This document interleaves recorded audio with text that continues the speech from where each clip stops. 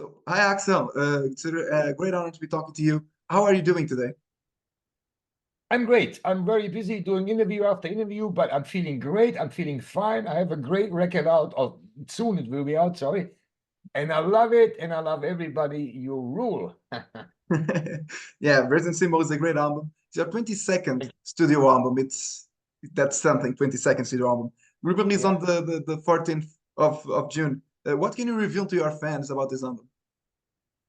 It's the best album I ever did. I always telling that when a new album will go out. And now I'm sure because it has 10 great tracks, they're all great. You can listen to it in one row. It never gets boring. It's typical ARP, but sometimes adding a little different. For example, in the past, I always had a guitar riff, a vocal verse, pre-chorus, the chorus, a solo, and then the riff starts again. But this time, not on every song, but this time I thought maybe it's a good idea to make some different rhythm guitar parts in one song. So sometimes a song has three, four, or five different parts, and I love it. It's great. Yeah. Yeah, that's really great. And from what I've heard, Resident Symbol is one of your best albums ever. I Thank you. must say I that. think so. What inspired you to create this amazing album? The magic was right in the air. I don't know.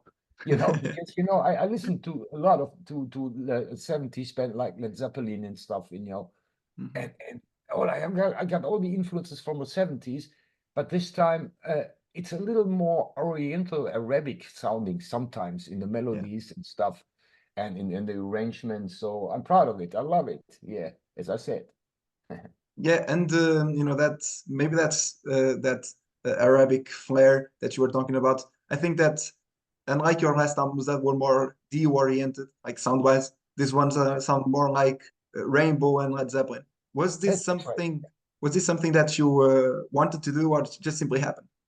It just happened because I collected this little guitar riffs, pieces, bits, and whatever, and I thought, whoa, sounds more Oriental. I don't know why. It was something from heaven I got. I don't know. As I said, the magic was right in the air, and I got all these crazy melodies in my head and crazy riffs, and yeah, and I did it. So yeah. Yeah, and one of the songs on which you can hear the most Arabic influence is probably Nkaya. What do you feel about that 10-minute epic? What are your thoughts on it?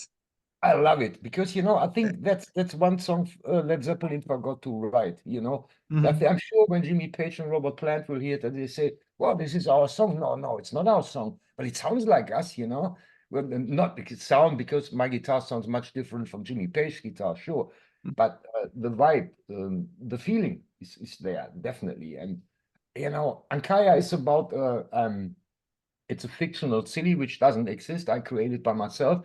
When you're in the desert, you can believe that you're running out of water, you're thirsty, and you're crawling in the sand. Whoa, and suddenly you see a big city with a great big pyramid, and the life is there, and you want to go, oh, I want to go there. And you recognize and you realize that it's a Fata Morgana. It doesn't exist, and that's Ankara.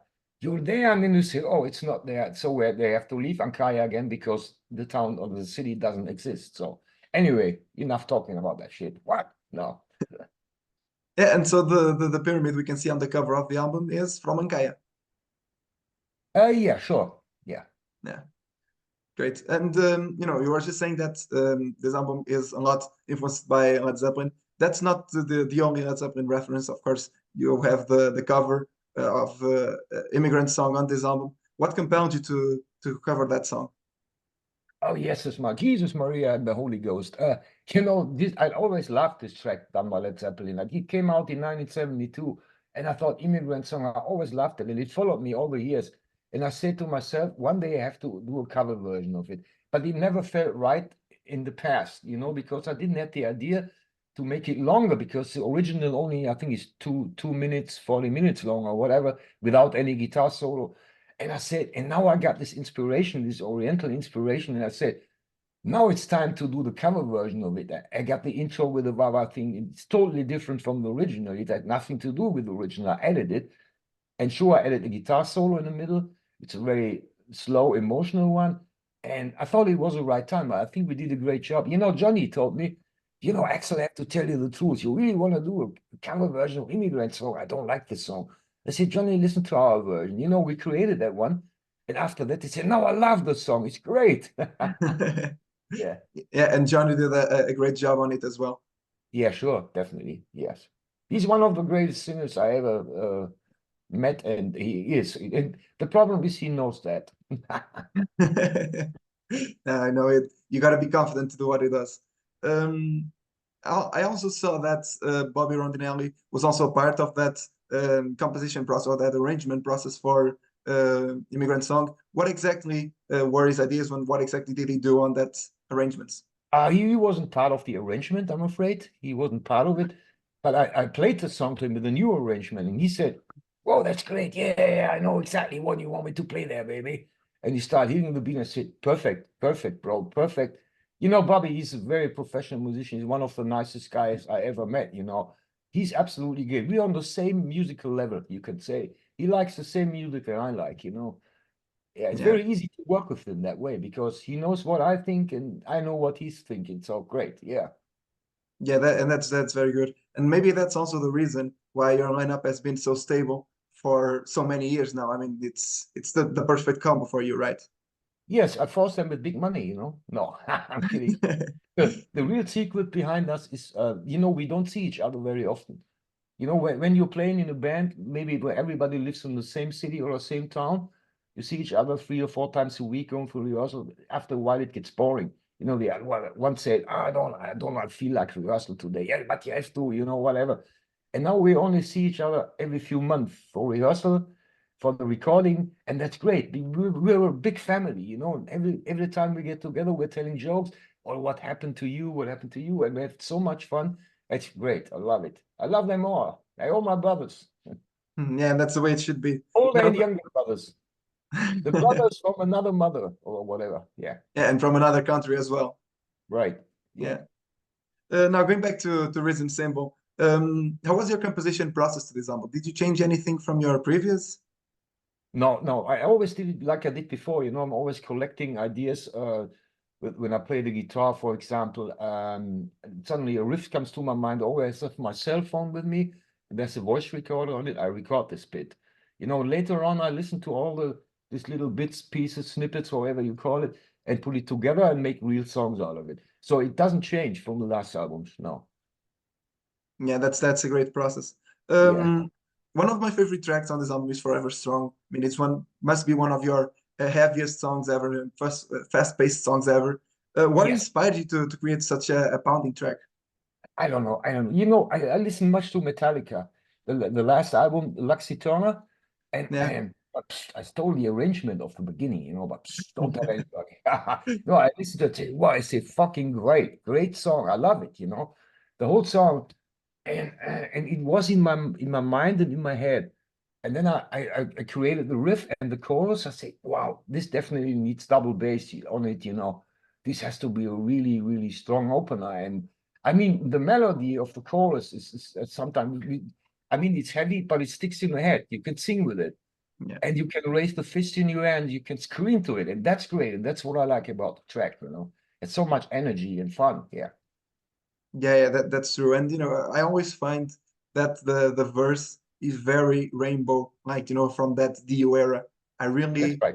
Yeah. no, I really put that bridge between those. I mean, it's an amazing song. You should really be proud of it. Thank you Um, so much. Now, moving on to the lyrical aspect, what does this album talk about lyrically? Well, you know, every song is about different themes. You know, they're all fictional. I don't take pieces or whatever happened in my own life and make songs out of it. I never did that, and I never will do that. They're all fictional, you know, I created it by myself in my head, in my brain. Um, but whatever, you know, Forever Strong is about be strong in this world of crime, whatever, you know, we have to be strong. Even if you're weak, you will be strong or whatever. I don't know. And Guardian Angel is about the same thing. There's a guardian angel in a different world of crime, and there always be someone who takes care of you or whatever. You know, like I said, Ankaya, it's about the fictional town. And what else we have? Oh, I don't know. But they're all different kind of stories, you know. Yeah. Yeah, and so this album has those both sides of your career, you know, like your last albums were more focused on the current world. Before that was more like fictional stories. Now this album has them both. Why did you decide to combine both worlds into this album? I don't know. It was in my head. It came out naturally. You know, I'm not a big politician or whatever. I'm not a social thinker too much. You know, other people can do it much better than I see us as a band as an entertainment band. You know, we don't want to put the right thing. I say, oh, you don't have to do that. You know, shit. I don't care about that. You know. Anyway, who cares? Yeah, exactly. Axel Rudi Pell was always more fiction oriented and, you know, entertainment than Right. anything else. That's right. It's good that you keep that alive as well. Yeah. You already talked about Guardian Angel and Darkest Hour. Those were Yeah. your two singles so far. Why did you choose them? Do you think they are representative of the album? You know, it was chosen by the record company, not by myself. I mean, they asked me if I'm okay with that, but I said it's great because, you know, Guardian Angel was the first single, which is a very, very poppy commercial one. And they said, well, that's great. It's typical ARP. The people know exactly what they get when they hear the song, but it's not typical for the whole album. The whole album is much deeper, heavier, a little more progressive sometimes than this one track. And Darkest Hour, I mean, it's typical ARP, but a little different, a little darker, a little heavier, but still melodic, you know. I can choose every track of the album as a single. Apart from Makaya, which is probably too long for a single, but and the intro is too short. But anyway, who cares? Yeah, and Kaya is not too long for a single. I mean, 10 minutes. What's that? 10 minutes Yes. for a song of that? Nah, it's great. Yeah. Yeah. No, I mean, you already said that this album is your best album ever. Yeah. I mean, you have more than 40 years of career under Yeah. your belt. What can your fans still expect from you You mean live or in the future? What do you mean? in the future, on live and in studio? I What are don't your know, you plans? know, as long as my body is okay with that, I will continue for the rest of my life. You know, I because the flame inside me is still burning. You know, the fire is there. That's what I love. I really love writing songs, going out, play live. I fucking love it. It's my job, but it's not only my job, it's my life. You know, and I burn for it. You know, I'm not only a guy to, oh no, I have to write another song, I have to write a new album. Oh, no, I'm getting bored. You know, it never happens to me. Exact different is what happening to me. You know, I'm burning. I want to go out and do fucking what I want, you know, and I can do it. Yeah, baby. What was the part of the question? The first one? No, did I answer it? Yes. Okay, I think you sure. did. Yeah. Great. Um, I was just thinking that you know, with this album having Immigrant Song, can we expect it to also feature in one of your future Diamonds Unlocked album? The immigrant song. Yeah. I don't know. I don't think so because the new Diamonds Unlocked album, the next one, there will be new songs on it. Okay. Maybe Immigrant Song will be part of it. I don't know, but I have so many ideas in my head which songs I would like to cover. I could make a triple album. The second was out in, I don't know, 2021. Yeah. So I'm thinking about maybe Diamonds Unlocked 3. Maybe next year I do a combination of cover songs and own Mhm. songs, new songs. I'm not sure about that. The record company asked me, what are we doing next year? I said, I will go out on tour and play the second leg of the tour. Yeah, but we have to put out a new record. I said, yeah, you're kidding? No, serious. And that's, I don't know. Whatever. Yeah, it's profit for them. You know, any release that you put out, it's profit for them. You Yeah, have but that power. for me too, you know. Yeah, as well. Yeah, I Yeah. bet. Now you were just talking about the tour. Which are your touring plans for this album? And is You know, Portugal included there? sorry? Is Portugal included there so far? Not in the first leg, I'm afraid, but in the second leg, with where there are talks with Spain and Portugal, and I can't tell you at the moment if it really will happen or not. It's not my decision because we love to play all over the world. We love to Yeah. play Portugal, of course, you know. But you know, it's not my decision. I don't want to lose money on the road. You know, when we call a promoter, Mhm. maybe Spanish promoter, say, yeah, let's do some shows. I said, okay. How many people do you expect? I said, I don't know. You know, and then we get a lower fee and then it happens when it's not packed, we're losing money, and that's not my intention. You know, I will not be out on the road to lose money, whatever. But let's try and see. Yeah, we're starting to the first part of the question. I think actually we're starting with the first show on the 13th of July in Bulgaria at a festival. Yeah, we had a co-headlining band after us, I think same day as Mr. Big. So we're second last. And then we're playing a few headlining shows in Germany in July. So we play so many festivals in the summer. We've played Wacken again on the main stage. I'm very excited about that because it's incredible, you know, standing on stage and you see that the earth is round, you know, because so many people, you can't see anything, but not only people, you know, fucking great. I love it, you know.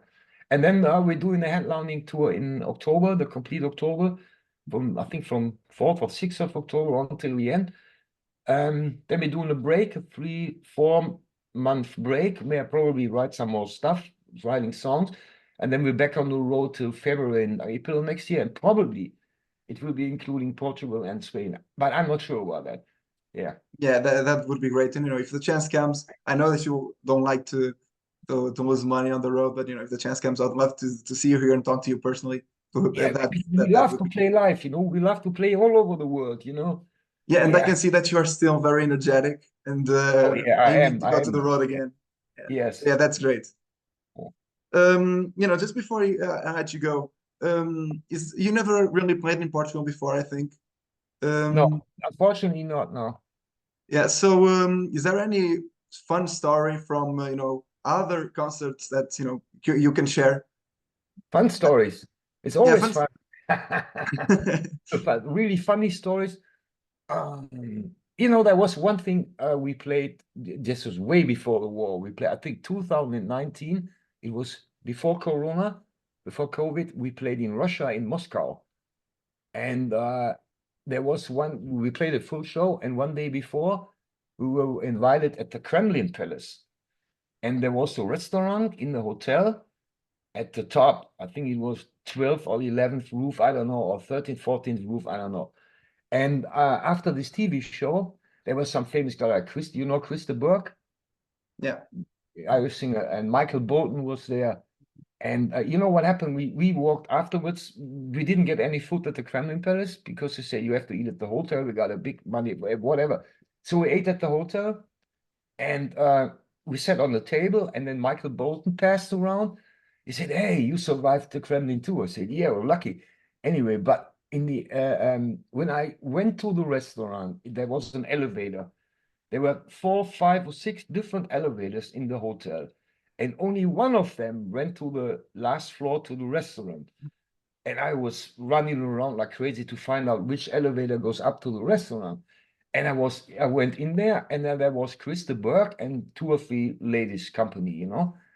And he was yelling, he was screaming because he had this hotel card. You have to put it in there, press a button, put it away, press another button, whatever. He couldn't handle it to go to and I said, "Can you show me how to do it?" I said, "Sure." I put this in the elevator, in the card in there, pull it out, press the button, pull it out again, press the button, and it moved up. Oh, thank you so much. You're so nice. Thank you very much. After dinner, the next day, I met my keyboard player, 30, down at breakfast, and he said, "You know what happened?" I said, "What? You will tell me." After dinner, I was in the elevator, and there was Chris de Burgh and 2 or 3 ladies. I said, "Yeah, sure, with me too," before dinner. Yeah, that was after dinner.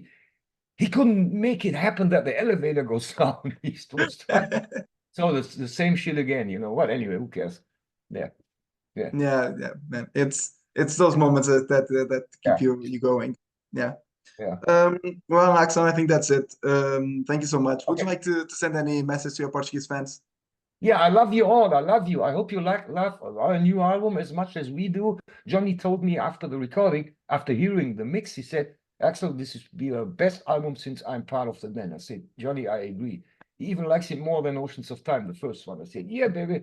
So I hope that we're able to come to Portugal next year. Stick with us. Yeah. What else? I don't know. Bye bye.